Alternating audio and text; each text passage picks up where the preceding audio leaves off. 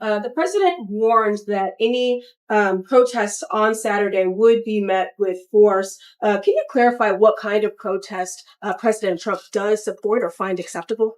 President absolutely supports peaceful protests. He supports the First Amendment. He supports the right of Americans to make their voices heard. He does not support violence of any kind. He does not support assaulting law enforcement officers who are simply trying to do their job. It's very clear for the president what he supports and what he does not. Unfortunately for Democrats, that line has not been made clear, and they've allowed this unrest and this violence to continue, and the president has had to step in.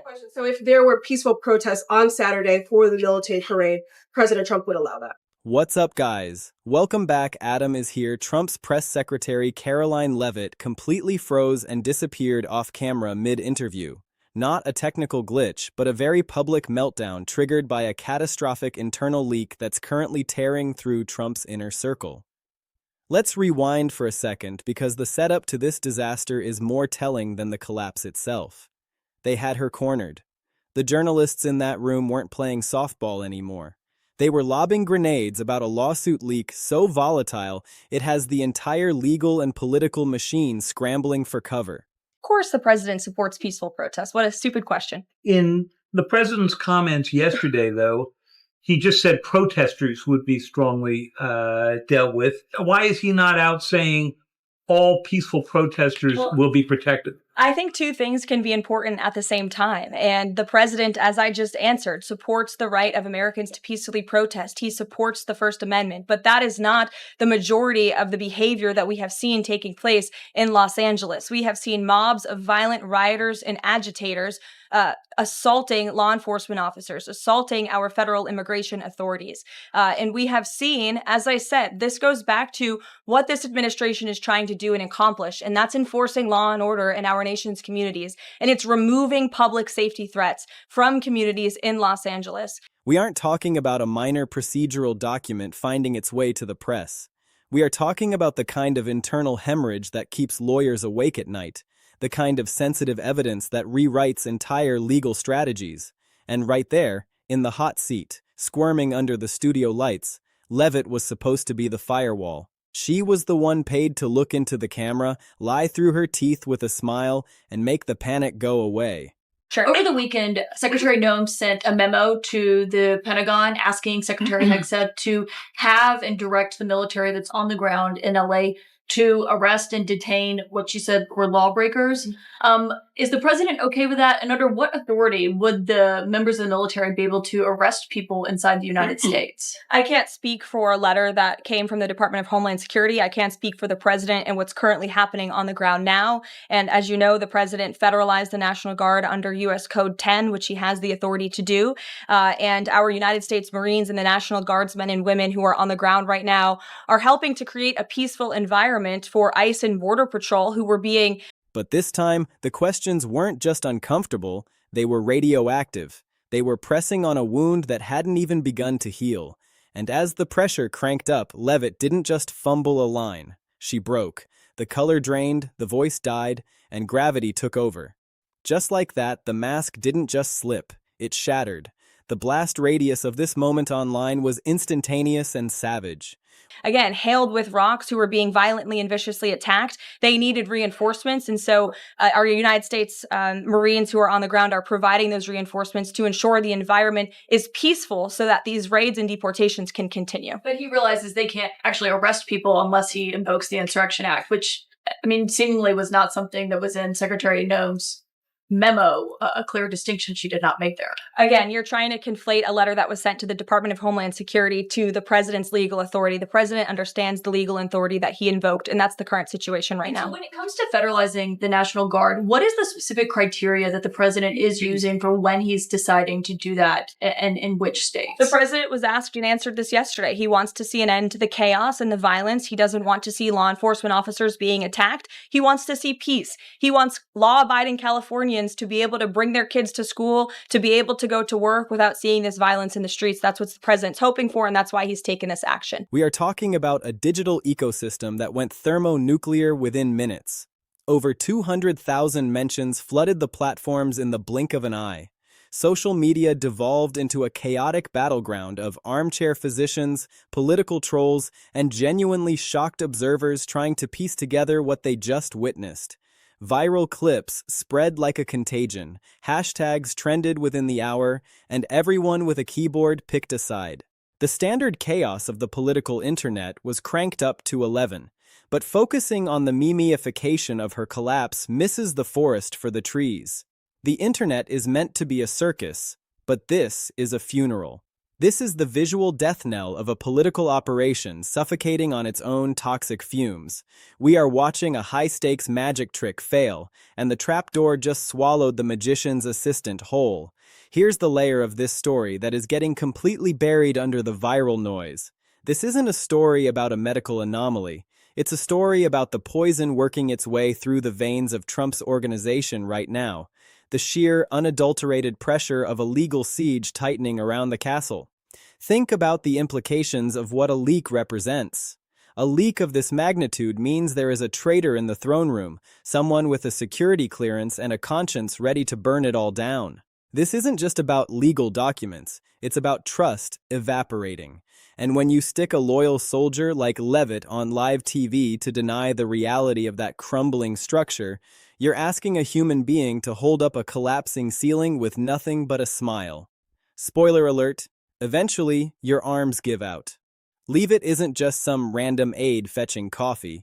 She is the communications director, the Tsarina of spin.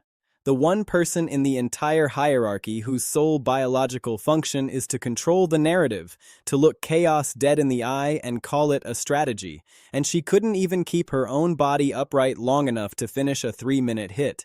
That image should terrify every single person in that building.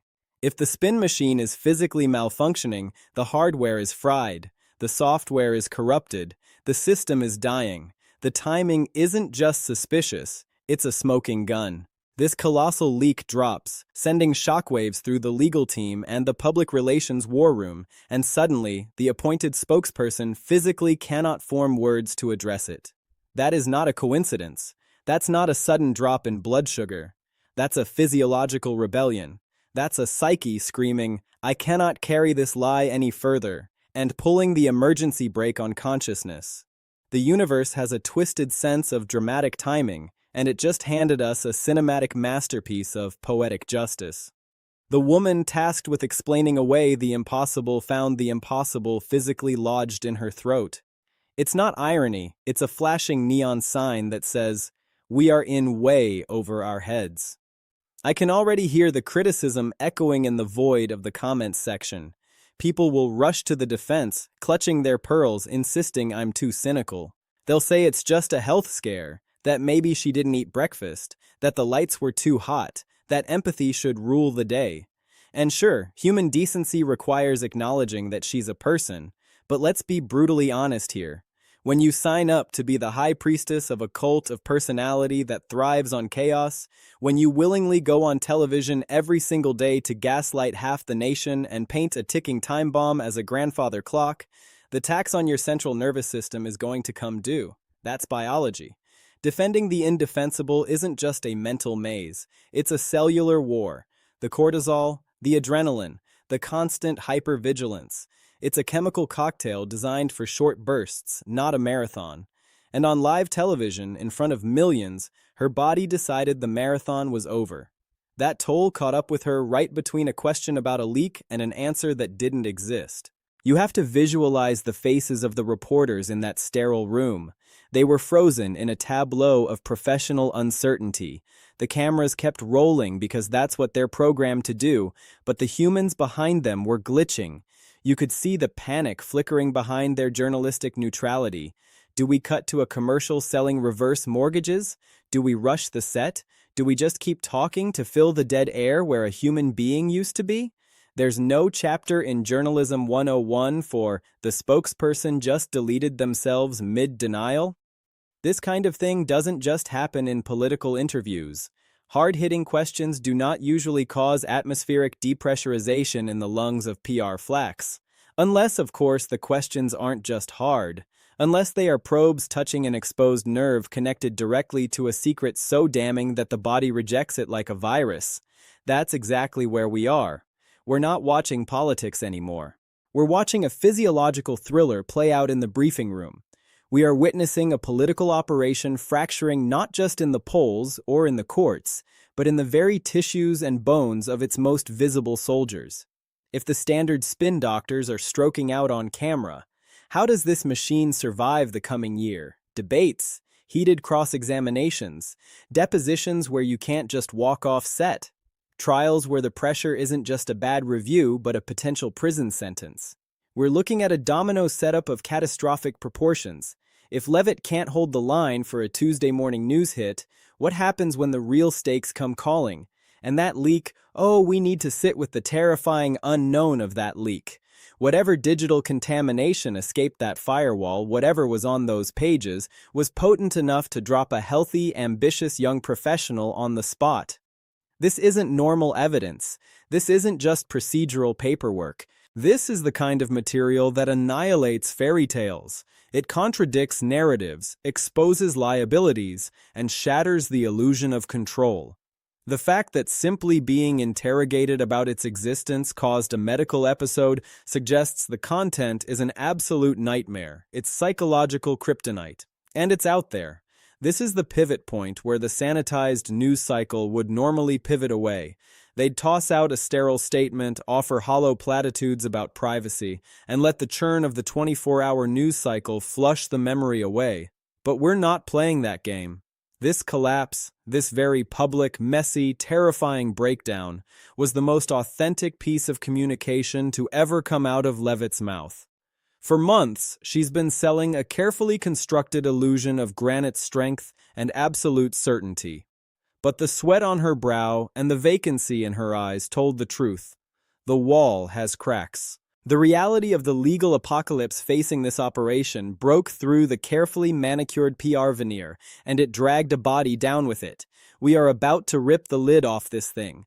We're going to dissect the actual mechanics of her crash, explore the psychological warfare of defending a commander under siege, and dig into why this visual is so much more damaging than any lost legal motion. Buckle up, because this isn't just a bad day for one staffer. This is the most visceral signal yet that the entire fortress is caving in, and we have a front-row ticket to the rubble. To understand why this collapse hits like a seismic shockwave, you have to understand the archetype of Karoline Leavitt. She isn't a grizzled, washed-up operative from the Nixon era. She's the new breed. Young, hungry, razor-sharp, and laser-focused. She carved her path aggressively, running for Congress in New Hampshire fresh out of the gate, practically still smelling of printer ink from her diploma. She didn't win that fight, but she won the war for attention. Trump spots talent that is willing to fight dirty, and she had it in spades. She's quick, agile, and comes armed with an iron trap of talking points. Her entire persona was built to be Teflon. Her job description was simple: absorb the shrapnel and smile. Every scandal, every indictment, every leaked tape, it goes through her firewall. She's the one who marches onto the set, stares down the camera, and masterfully twists bad news into fake news. She deflects, she parries, she attacks the moderator, she changes the channel. She's been an attack dog who never breaks heel. Until this week, let's break down the anatomy of the meltdown, frame by horrifying frame. There's a legal labyrinth involving sensitive case materials, documents that contain career-ending potency if exposed. Someone deep within the infrastructure, someone with a keycard and a grudge or a conscience, pushed the button and leaked a payload of raw, unfiltered data. According to the chatter among reporters who got a whiff of this before it went public, this specific payload puts the entire legal and PR strategy under a glaring, painful spotlight. That strategic code for saying the quiet part out loud. It's devastating. So, Leavitt gets the call to disinfect the wound on live television. She's prepped, she's rehearsed, she's running on pure instinct honed by years of combat. The interview starts, and you can sense something is off immediately. The reporters have teeth this time. They aren't asking for her opinion on the economy, they're drilling into the leak. They have specifics. They have the scent of blood in the water, and you can watch the high-definition realization spread across her face as she understands this is an ambush she didn't prep for. She begins the classic stall tactics, the slow repetition of the question, the verbal padding designed to buy the brain precious milliseconds to find an escape hatch. But there's no hatch. They push harder with a follow-up, then another. The pressure is exponential. The heat from the studio light suddenly feels 1,000 degrees hotter. The body begins the betrayal, the rhetoric freezes, the synapses refuse to fire. Her face shifts into a mask of undisguised distress. This isn't just awkwardness, it's a physiological surrender. She stops speaking mid-syllable. The silence is deafening. The reporter's expression curdles from professional curiosity to sheer alarm, and then she's out. An abrupt, chaotic exit that leaves a vacuum. Some outlets sanitized it later with soft phrases like stepped away or medical incident, but the tape doesn't lie. We watched a psychological implosion that manifested physically. We watched someone run out of lies and have their body shut down to prevent them from telling the truth. The aftermath reaction from Trump world is the second part of the confession. If this was simply a case of a young woman passing out due to dehydration or a migraine, the playbook is standard. Release a statement asking for prayers, a note from a doctor, a soft focus photo of her resting at home with her family. But that's not what happened. The war machine didn't shift into empathy mode. It shifted into full offensive posture. They came out swinging at the journalists, accusing them of badgering, of being unfair, of creating a stressful environment. It was classic projection, a massive flailing attempt to gaslight the public into ignoring the obvious structural damage.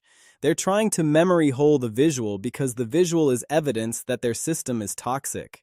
If it was just a health scare, you treat it like a health scare. But it's a PR nightmare, a visual metaphor for a regime crumbling under scrutiny. They can't spin the fact that we all saw the strings snap. They can't wave a magic wand and make us forget the look of terror in a spinner's eyes when she realized the castle walls were made of glass. That leak document is the smoking gun nobody is allowed to see. We get whispers, campaign aides, speaking under the cowardly cloak of anonymity, calling it sensitive evidence. It supposedly lays bare the contradictions within Trump's legal battles. It might be a stack of financial records, a cache of internal communications exposing a knowingly false defense, or testimony that dynamites the public narrative. Whatever resides on those pages, it carries a psychic weight so heavy that merely being interrogated about its existence caused a seasoned PR operative to collapse like a dying star. Take that thought for a walk. This is a person who has built a career on being unshakable, on making the unwinnable argument sound like a triumphant victory. The Teflon Don has a spokesperson made of flesh and bone, and that flesh is bruising. Some cynics in the digital gutter have theorized she was faking it, that it was a Houdini act to escape a losing battle. But think about the game theory there. Faking a medical emergency makes the whole operation look weak and terminally ill. It's the Streisand effect on steroids. It focuses a global lens of suspicion on a leak that might have otherwise gotten buried in the legal section. It's the worst possible escape strategy. No, this wasn't strategy. This was a genuine malfunction in the matrix. The political reverberations are already starting to hum. Donor calls are reportedly anxious. The big money hates instability. They hate optics that look like a hospital drama rather than a campaign headquarters. They smell the dysfunction, and wallets start to snap shut. The polls, while lagging indicators, are starting to twitch. But more importantly, the internal morale must be a haunted house right now. The paranoia over the mole hunt is consuming all the oxygen in the room. The leak itself is the real story, the phantom protagonist of this entire drama. Someone on the inside, standing in the shadow of the throne, decided to shatter the code of silence. They decided loyalty to reality, or to self-preservation, outweighed loyalty to the boss. They pressed send on a data bomb, and now every single person in that hierarchy is looking at their colleagues sideways. The paranoia must be a physical presence in the hallways. If one person cracks the seal is broken. Bravery is contagious. Fear is contagious. Other people with documents, with testimony, with recordings, they're watching this chaos unfold and wondering if this is the moment to save their own skin. It's a dam breaking in slow motion. Trump's team is now fighting a two-front war: the legal external assault from the courts and the internal psychological hunt for the traitor. The uncertainty is paralyzing. Meanwhile, the image of Leavitt's face, frozen in that pre-collapse horror, has become the defining visual of the administration's year. People won't remember the granular details of the lawsuit. In 6 months, nobody will recall the specific court filing numbers. But they'll remember the communications director who couldn't communicate. They'll remember the professional defender who couldn't defend her own consciousness. This is the price of building a political movement on perpetual aggression. The Trump approach to media has always been a scorched earth campaign. Treat every reporter as an enemy combatant, label every unflattering fact as a weapon of war. That constant state of combat surges adrenaline for a while. It makes for great clips and rabid base support. But maintaining a kill or be killed posture with the free press means you can never rest. You can never admit to a simple mistake. You can never show any crack of humanity. Every single interaction is a high-wire act with no net. And eventually, the human body simply cannot maintain that level of combat readiness. The biological bill comes due. Leavitt's legs gave out because years of this unsustainable, hostile, zero-sum warfare eroded the foundations of her nervous system. We just watched the physical cost of a movement that requires you to treat every truth as a threat and every question as an assassination attempt.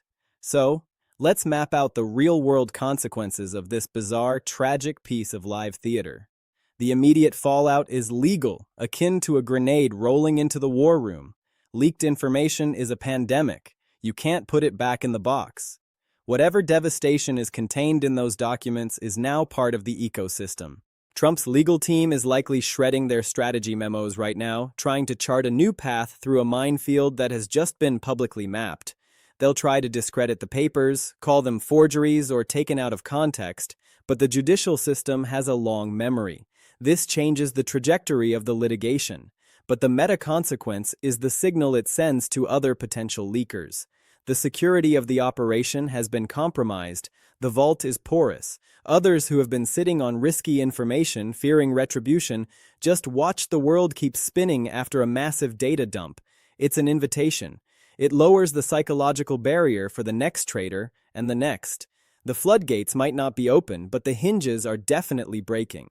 Politically, this is corrosive acid on the party's armor. While this is a term-limited presidency, the brand is on the ballot everywhere. Vulnerable candidates down the ballot don't want to spend their week being hounded by local press about collapsing communications staffers. They want to be doing their own thing, but they are tethered to this sinking sensation. Chaos drains the coffers. Donors, the lifeblood of any machine, are notoriously skittish. They invest in momentum and stability. A viral clip of a key operative collapsing under the weight of a legal leak doesn't scream stability. It screams, withdraw your investment before the crash. The smart money starts looking for the exits or, at the very least, starts making hedging calls.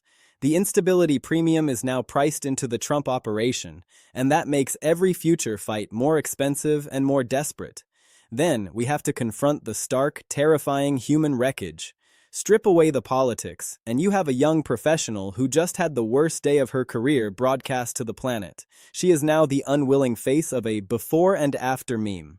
The road back is a tightrope over a canyon. If she returns to the podium, every twitch, every squint, every sip of water will be micro-analyzed for signs of the next crack. The narrative has shifted. She's no longer the indomitable attack dog. She's the fragile asset that might break at the next hard question. That's a reputation kill shot. If she doesn't return, if she's shuffled out to a desk job in the basement of the old executive office building, then the message to the rest of the staff is a chilling whisper. This place burns you alive. That fear is a morale toxin that seeps into every strategy meeting, every press gaggle. The remaining staffers are now looking at their own reflection, wondering if their own bodies are about to revolt against the stress they are suppressing. When the people tasked with projecting power are privately terrified that they're one question away from a breakdown, The organization is running on fumes. This is how empires of influence quietly disband, not with a bang, but with a series of panic attacks. The counterintelligence nightmare is the final nail in the coffin. The leak proves an active breach. Every piece of data, every confidential memo, every whispered strategy must now be assumed to be compromised. You can't plan an aggressive defense if you think the prosecutor has a copy of your notes. You can't rally the PR team if you think the source of the leak is sitting in the Zoom call. The internal trust, the glue that holds a high-stakes operation together, has dissolved. They're working in the dark, and they're afraid of the shadows. This is a psychological prison of their own making, and it's exactly the state of chaos their opponents dream of exploiting. We still don't know the full scope of what's in the payload. The dread is that the initial leak was just the appetizer. The main course might be a file that makes this week look like a picnic. So, as the news cycle desperately tries to churn past this unsettling moment, the cracks remain in plain sight. Karoline Leavitt went from a warrior to a warning sign in less than 60 seconds. She was the designated swimmer in the shark cage, and the cage just snapped open. The operation is hemorrhaging credibility, and the universe gave us a stop-motion photograph of the moment a soul couldn't hold the party line any longer. The spin stops here. The human body took over and screamed the truth. The pressure is unsurvivable, the secrets are too heavy, and the house of cards is swaying in a hurricane. You can look away, you can scroll past, you can call me harsh, but the raw footage is eternal. It's a monument to a political moment where the curtain dropped to reveal the sheer, crushing terror of defending the indefensible. And for everyone still standing in that briefing room, the echo of her silence is the loudest warning they will ever hear.